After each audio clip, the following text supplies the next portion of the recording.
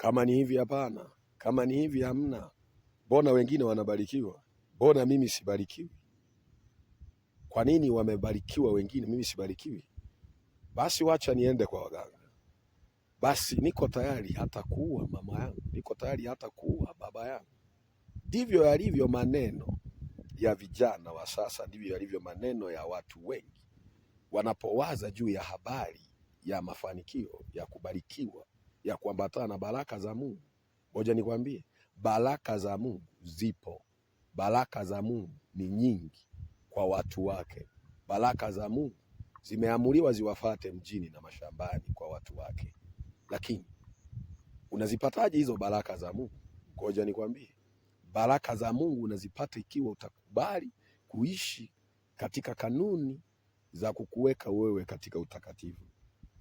Kanuni za Mungu za kukuweka katika utakatifu ni hizi: ni kuishi maisha ya haki.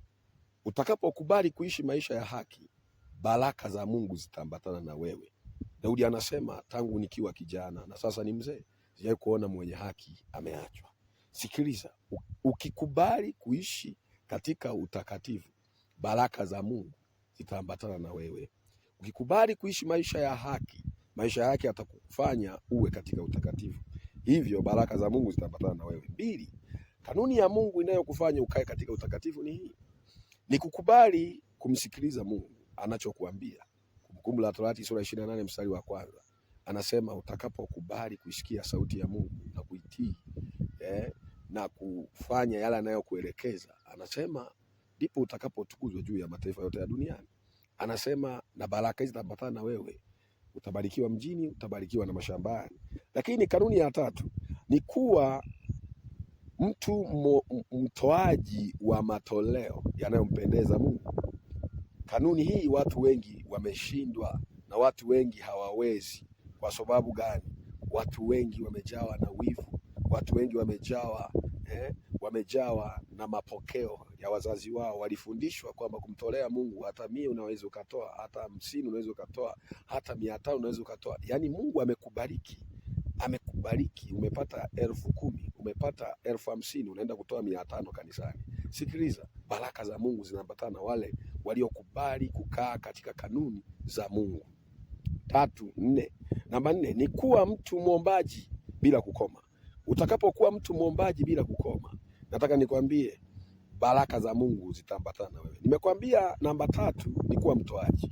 Ukisoma Luka mtakatifu sura ya 6 na ule mstari wa 38 anasema ya kwamba kipimo kile upimacho ndicho utakachopimiwa. Unapima nini wewe katika utoaji? Kipimo chako kile unachokifanya ndio vile vile. Yaani jinsi unavyopimaga wewe, jinsi unavyompaga wewe Mungu, ndivyo Mungu atakavyokupimia. Na nimekwambia 4, uwe mtu mwombaji. Sio mtu mwombaji unadhani kile Mungu anaweza kuruhusu akupe kitu wakati wewe sio mwombaji, kitalindwa na nini wakati hauoni? Ili Mungu akupe kitu, anajua pia wewe ni mtu mwombaji, maana atakachokupa kitalindwa na maombi. Sikiliza, hata Kristo alikuwa mwombaji, alikuwa anaomba. Miujiza ile ilikuwa inatendeka na inafanyika kwa sababu alikuwa anaomba. Wewe sio mwombaji, unadhani baraka za Mungu zitaambatana na wewe? Uwe mwombaji, utaona baraka za Mungu zinaambatana na wewe. Namba 5 ni kuwa mtu wa kufunga na kuomba. Uwe mtu wa kufunga na kuomba, utaona baraka za Mungu zinaambatana na wewe. Namba 6 uwe mtu wa kuwasaidia wengine ambao hawajiwezi. Wasaidie maskini, wasaidie wenye njaa, wape chakula. Wasaidie ambao hawana mavazi, wape mavazi wavae, wavalishe. Utaona baraka za Mungu zinaambatana na wewe. Ukisoma Isaya 58 utakutana na saumu ya kweli. Mungu anaelezea saumu ya kweli ni ipi. Nataka nikwambie, utakapowalisha wenye njaa, utakapowapa mavazi yako wewe ambao hawana mavazi, nataka nikwambie nyota yako itang'aa. Utaona mbingu zinakufunukia.